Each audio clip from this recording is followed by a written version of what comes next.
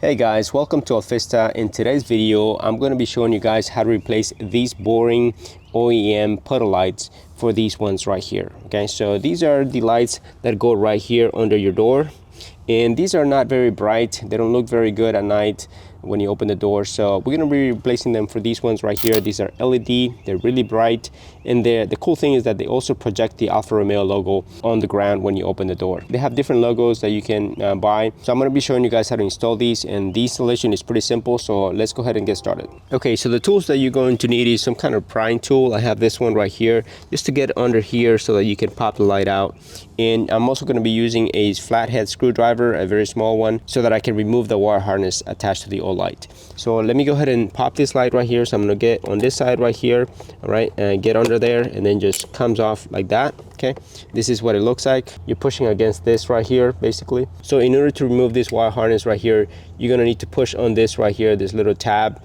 You push that in, and at the same time you're going to pull out the wire harness. Okay, very easy to remove. And to attach the new light is just as simple. We're going to go ahead and attach the wire harness to it. Just make sure that when you tug on it, it's not coming loose.